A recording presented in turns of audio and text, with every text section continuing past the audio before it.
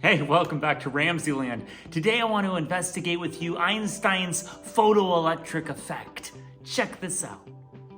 All I'm using in this investigation is my UVC lamp, a balloon, some rabbit fur, my electroscope, a UVA flashlight, and an ordinary flashlight. So the first thing I want to do is charge my balloon by rubbing it against rabbit fur. Rabbit fur has a tendency to give up electrons, and rubber has a tendency to gain electrons. And if I pass those electrons to the top of my electroscope, watch what happens to the needle. Did you see it move? Now if I deposit some of those electrons on the top of that electroscope, that needle will balance out at a certain place, and then I can neutralize it by just touching with my finger, and those electrons will transfer to my hand. Watch. Oh, there it goes. And it becomes neutralized. What's amazing is that Einstein discovered that you can do this with light. That's called the photoelectric effect. So most people, when they think of Albert Einstein, they think of his theory of general relativity, but that's not why he won the Nobel Prize. It was for his work on light. He postulated that light could behave as both a wave and a particle.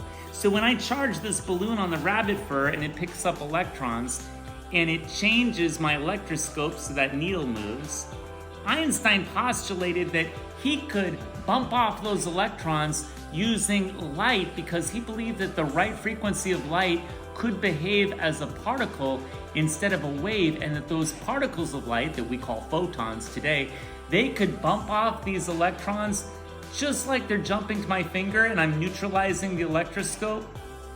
There it goes. Oh, it's almost neutralized. And it's neutralized. Einstein theorized that light, when behaving as a particle, could bump off those electrons just as well. And so we're going to use a special frequency of light that's called UVC. You may have used UVA lights like black lights before, but UVC lights have a really short wavelength and it behaves more like a particle that can knock those electrons off and neutralize our electroscope. Check this out. Okay, so just like before, we'll charge our balloon with the rabbit fur. And we'll get it close to our electroscope and you'll see it move. There it goes. Okay. Now we'll try to knock off those electrons with just a normal UVA flashlight. So you can see this is just normal black light. And I'm going to shine that and see if I can neutralize our electroscope. Doesn't look like it's gonna do it. Okay, how about just a normal flashlight? This just has, normal white light. Let's see if that does it. Nope. The wavelength isn't short enough. Okay, now we're gonna use our UVC light, and you'll see how that really short wavelength behaves like a particle, and those photons can actually knock the electrons right off that plate. So here's our UVC light. I get a close look at that. Oh, look at that, it's neutralizing it. It knocked those electrons right off and I didn't even touch it. Isn't that amazing?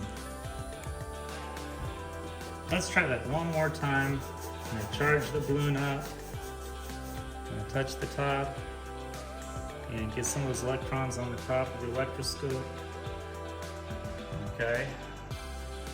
And then watch closely. I'm not going to touch it with the light. I'm just going to get close to it. But the photons coming off this UVC light will bump those electrons right off. Notice I'm not touching it. And it's completely neutralized. The photoelectric effect. One of the reasons I love this demonstration is because it captures Einstein's tenacity. He wrote his paper on the photoelectric effect in 1905.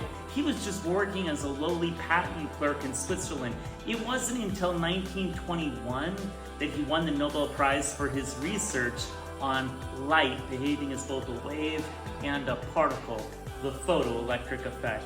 So if you have a great idea or a great invention, stick with it because you never know what it might lead to.